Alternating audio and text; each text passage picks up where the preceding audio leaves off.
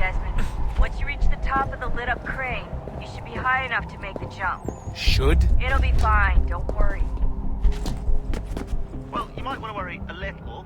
I'm pretty sure she was high when she was running the numbers. Sean! A joke. It was a joke. Or was it?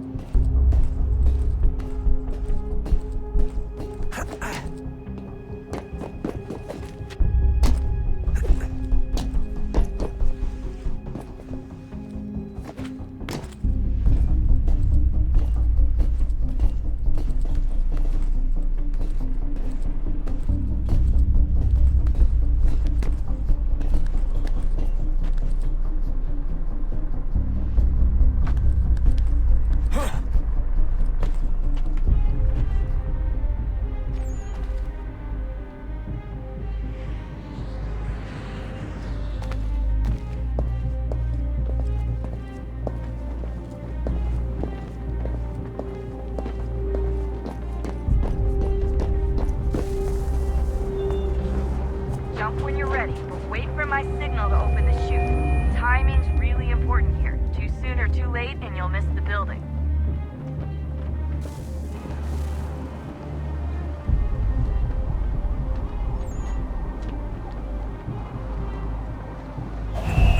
Now, open your chute!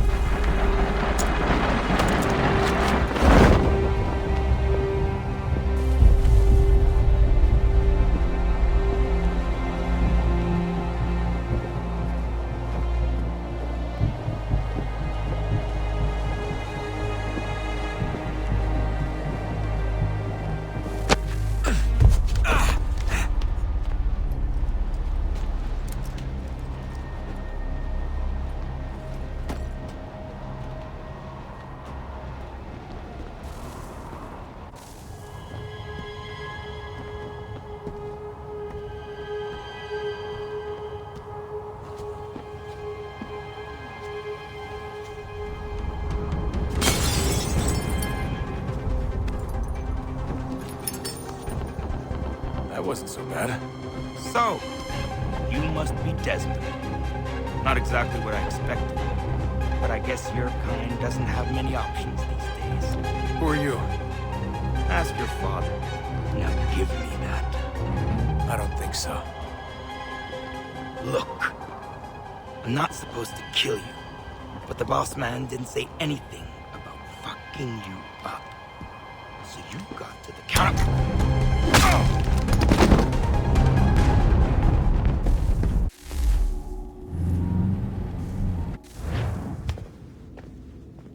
So who the hell is Daniel Cross? Believe it or not, he used to be an assassin. The assassin, the way I've heard it told, but it turned out he was a sleeper agent for Abstergo, programmed to infiltrate and destroy the organization. How did he know you were there? We could be compromised. They must have caught me snooping inside their network and sent Cross to see what we were after. If they were aware of our current location, we'd know. Though, I will say this. Doesn't bode very well for future expeditions. I've set up some cameras topside. If anyone shows up, we'll see it. I'd suggest you go see about finding a socket for that power source. Or we can return to Connor if you prefer. All the artifacts in the world won't mean a thing without the key.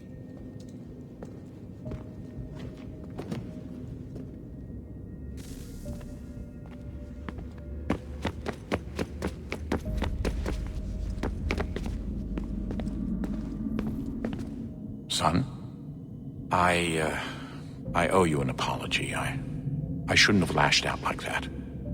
You have to understand, I've never been very good at this. Never mind that we live rather extraordinary lives. Yeah, I kinda liked my ordinary one. You can't escape who you are, Desmond. So I've noticed. Look, it's silly for us to go back and forth like this. I admit, I did a shitty job raising you. I apologize, I'm sorry. But it's important you understand it didn't come from a bad place. You're my son. I love you. I guess I was so busy trying to make sure nothing bad happened, I didn't consider the consequences. Truce. I can't believe it's taken me so long to ask, but... how's Mom? She's not. No. Your mother is fine. We decided it was safer if we split up for this job. Always assuming the worst. For good reason. Can I at least say hi to her? I'm sorry, it's too risky. Maybe when we're done. Right. When we're done.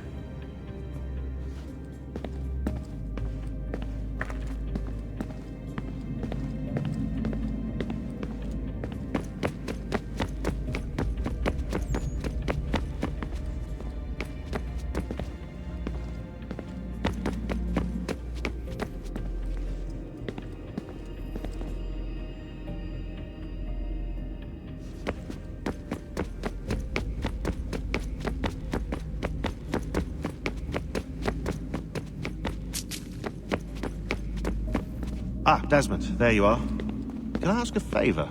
Maybe. When this is all over, I'd like to try turning the dial back on the Animus. Like, all the way back. To the time of the first civilization. You think it would work? There was no real loss of fidelity when you visited Altair. Then again, that was about 1,000 years ago, and I'm looking at going back at least 70,000 more. Sure, I'd be up for it.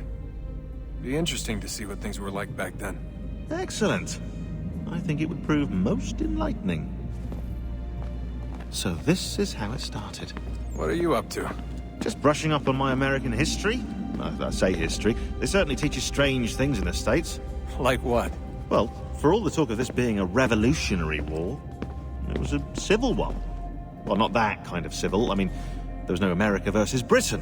It was Brit on Brit action. And you can clearly see how the whole thing got started. One war gave birth to the other. You mean the 7 Years' War? Exactly.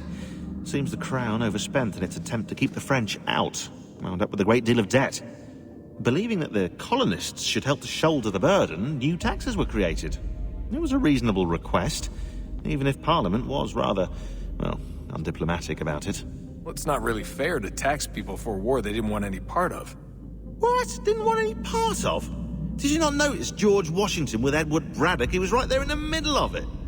So here you have the Crown spending who knows how much money to secure a place for the colonists to thrive, and then, when they ask for a little bit of help... Right, look, think of it this way. King George and the colonists, they all go out to dinner, right? And when the bill comes, George asks for them to kick in and pay their share. Fair enough. But keep in mind, he's been taking them out to dinner gratis for decades now. But the colonists, oh no, they insist they only had a glass of water and a side salad. Never mind the table's full of half-eaten food and empty bottles of wine. Then when the king points this out, what do the colonists do? Oh, they flip the table over and they storm out the restaurant. Probably intending to return later and burn it down. You left out the part where the king pointed a gun at the colonists and asked them to cover dinner for everyone in the restaurant. Right, yeah, interesting take. If he pulled out a gun, and I'm not sure he did, it would only have been after the 100th failed attempt at getting them to pay their fair share. But how do you define someone's fair share? Oh, well, with a war, apparently. I wonder how many other places like this exist. There are dozens of them, all over the world. And somehow no one's ever found one before us. I don't think that's true. Oh? When I was at Abstergo, Vidic talked about silencing discoveries made by non-Templars. And I'm sure Abstergo has dug up plenty. The things they must know. Regretting throwing in with us? No. Just looking forward to when we can finally trounce those bastards so I can dive into their archives.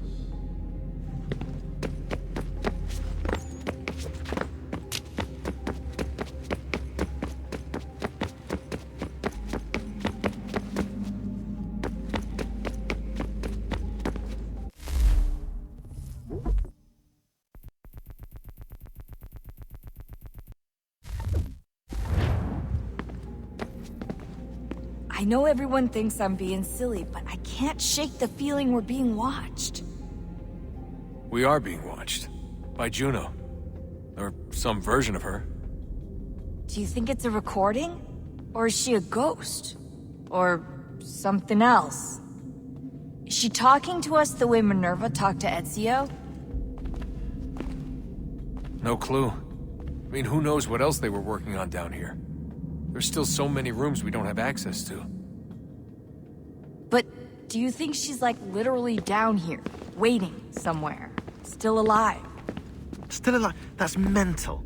That means she'd be at least 75, 80,000 years old? Well, powerful, yeah, but not that powerful. They came down here looking for a way to survive. Maybe they found one.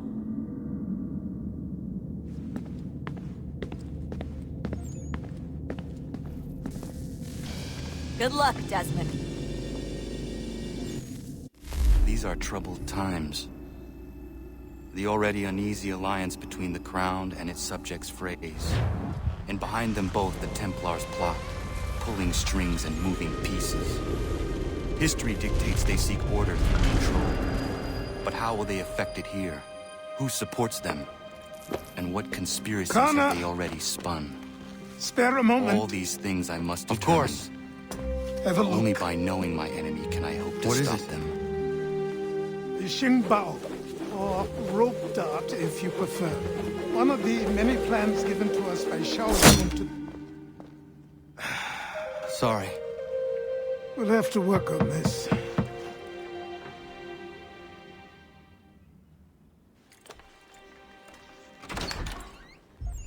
Ganondogo, Yes, my friend. what brings you here? Is the village all right? For now. What do you mean? What has happened? Men came, claiming we had to leave. They said that the land was being sold, and that the Confederacy had consented. We sent an envoy, but they would not listen. You must refuse! We cannot oppose the Sachem, but you're right as well. We cannot give up our home. Do you have a name? Do you know who is responsible? He is called William Johnson. Where is Johnson now? In Boston, making preparations for the sale. Sale! This is theft! Connor, take care. These men are powerful. What would you have me do? I made a promise to my people. If you insist upon this course of action, seek out Sam Adams in Boston. He'll be able to help.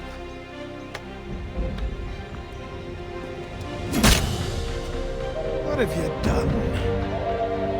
When my people go to war, a hatchet is buried into a post to signify its start. When the threat is ended, the hatchet is removed.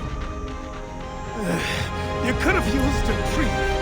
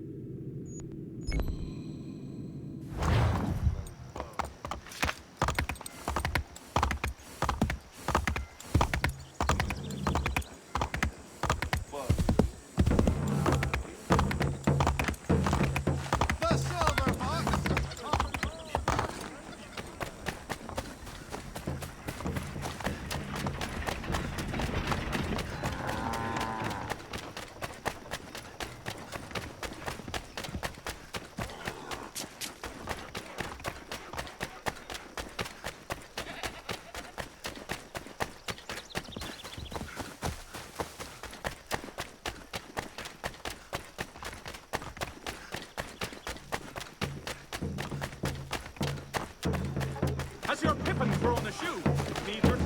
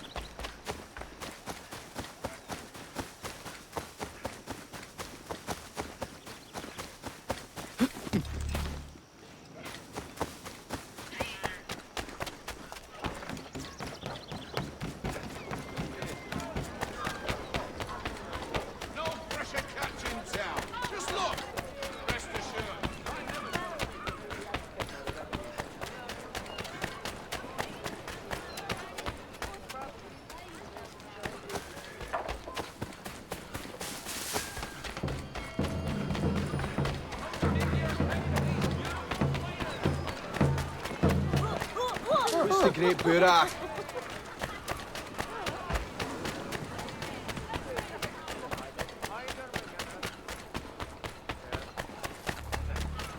Sanctions and demonstrations won't suffice, Sam.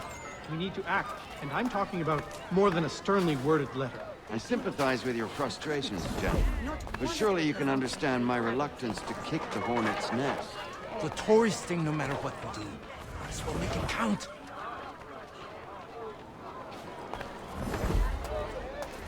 You could ask the nothing from logistics, yeah? He's quite a fella. Assist me with... Ah, Connor. Hello again. What brings you to Boston? You. Would you excuse us, fellows? Thank you. That conversation was about to turn unpleasant. Now, what can I do for you? I was hoping you could help me locate William Johnson. Of course. I'm headed to a meeting with some men who should be able to help. Why don't you come along? Ah, it's good to see the people finally taking a stand against injustice. Says the man who owns a slave. Ooh, sorry? I practice what I preach, my friend. She's not a slave, but a freed woman, at least on paper.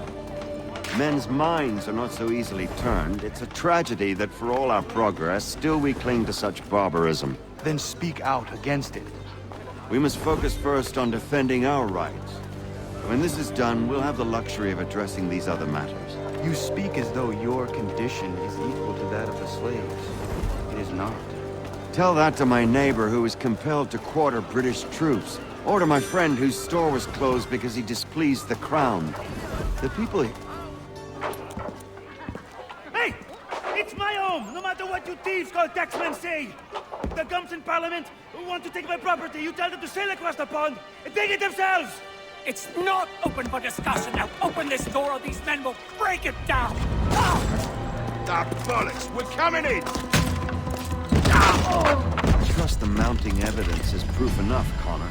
Continue on. I shall meet you at our destination. Not so much the amount. Is that all you have?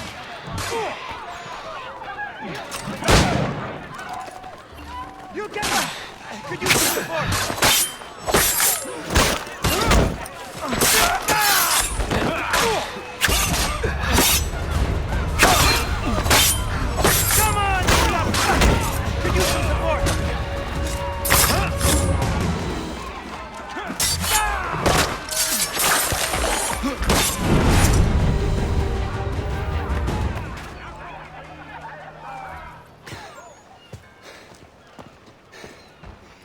Justice for once. I dare the governor to send more. You all right? I'm fine. It's not my first dance. For all their teeth and claws, these little foxes, they fight like puppies. Thank you, my friend. I'd buy you an ale, but I'm expected somewhere else.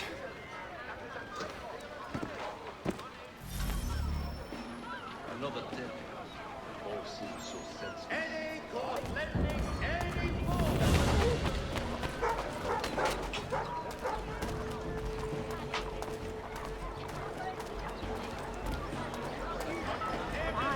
Beatings and all manner of things. I'll find it for you!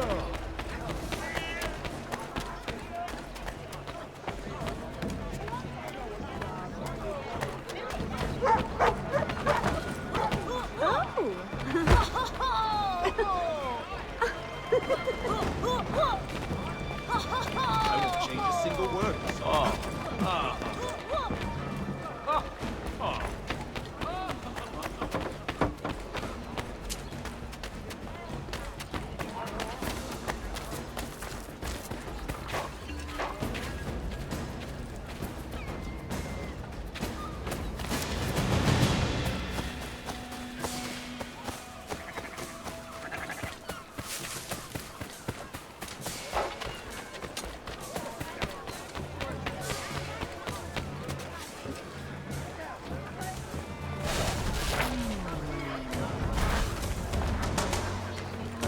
He says,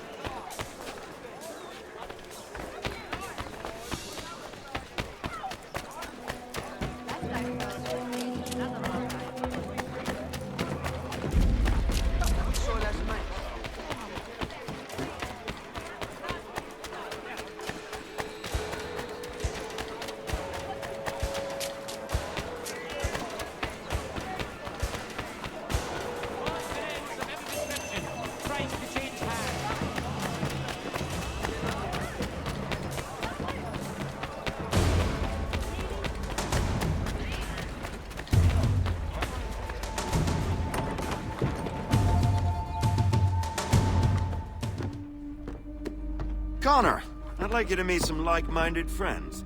The owner of this fine establishment, William Molyneux, and the manager and chef of his newest venture, Stéphane Chaffeau. Ah, Connor and I just had a ball with some redcoats enforcing some taxmen outside my home. The collectors grow bolder and more forceful. Something we must address, Samuel. Then let us raise a banner. Something to let the people know that they are not alone. The docks are an angry place of late. Protesters picketing the latest shipments of British tea.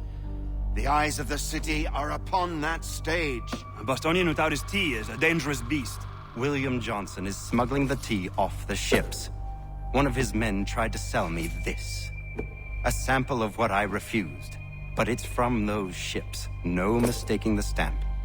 He's charging a king's ransom. Must be he's making a mint off those who buy it. Where is he now? I've never met the man. May I ask why you seek him, Connor? He intends to purchase the land upon which my village stands, without the consent of my people. No doubt the revenue from his little smuggling endeavor is financing the acquisition. A tax enforced on tea grants a boon to smugglers. I'll wager the same men who levy the taxes are selling the tea. A stage requires a spectacle, and I may know the play. Connor, head back to the docks and see to the destruction of the tea. If you should need us, return here.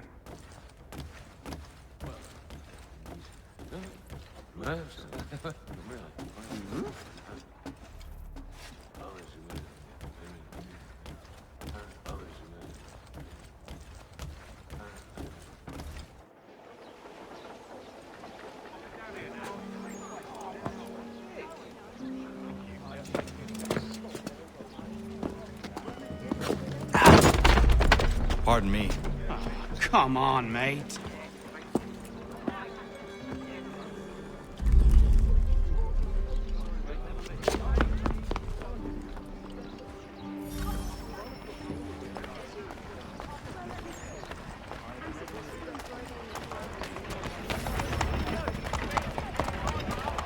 Who's a good destiny?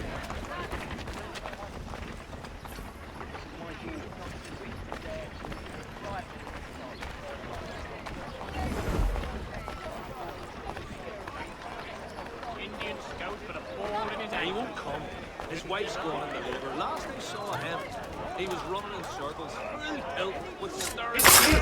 You know what's good for you.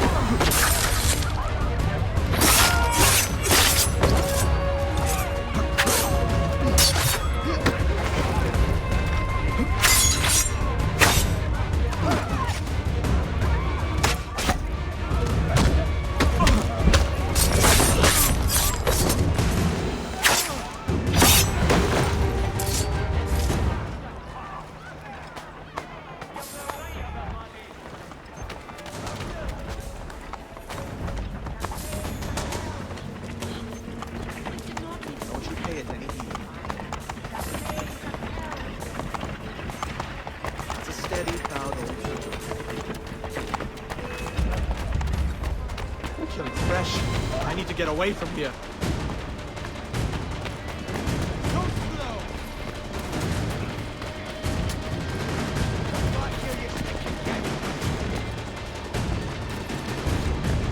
Are you mad? Get down! You think you can escape us?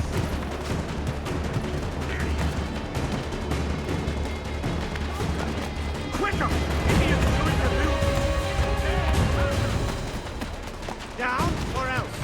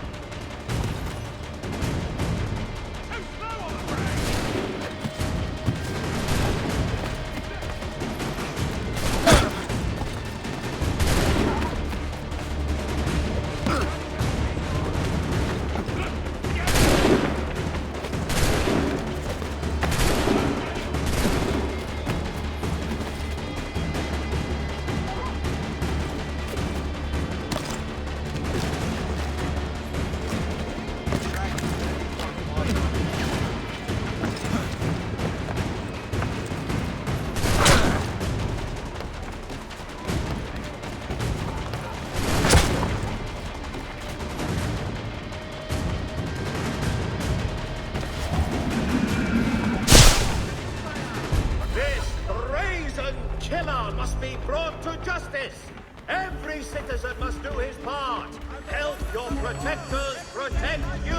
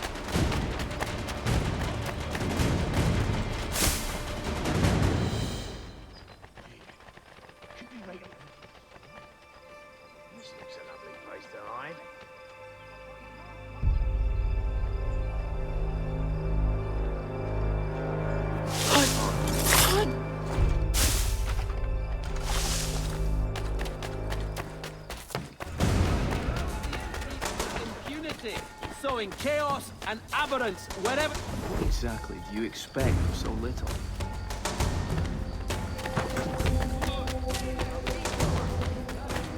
Senseless bastards!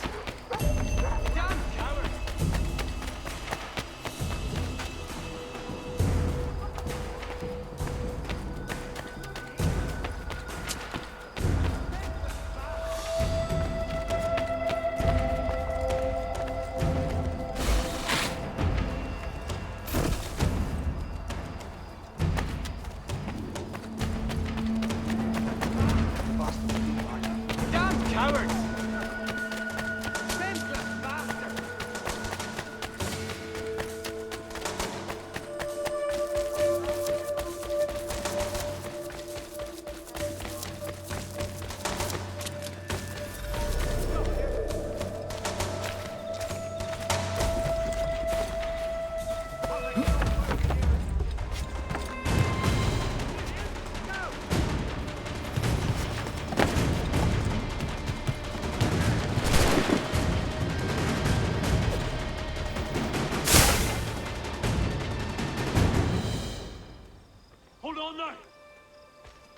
Perhaps he's not running.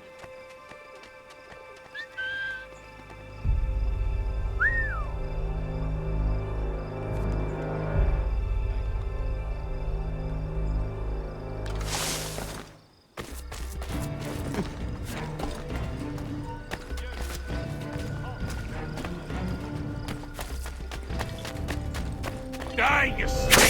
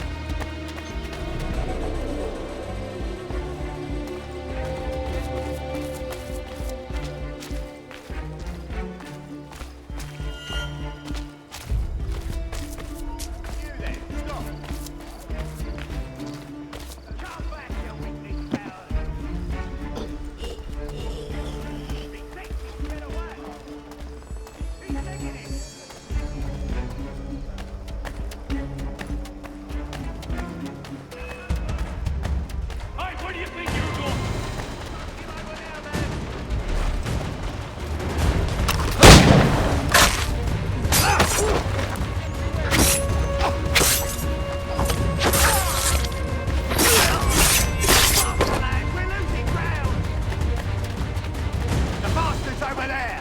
Come on, don't lose the stick!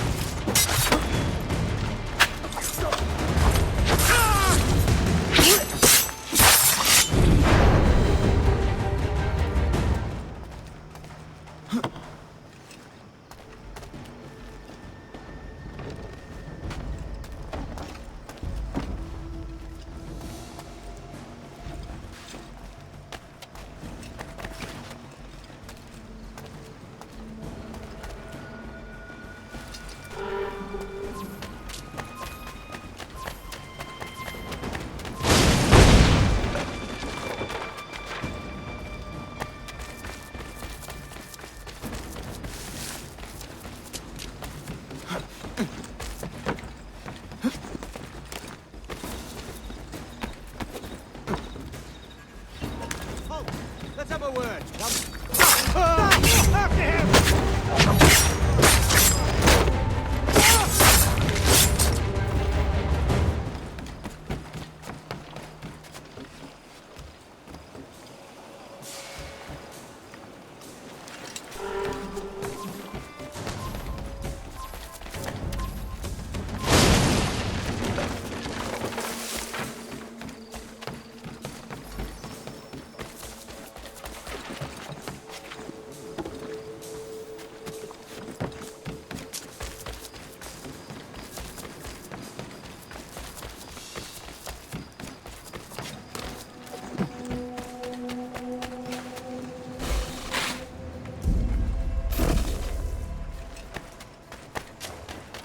Hey, hold a moment. Scully.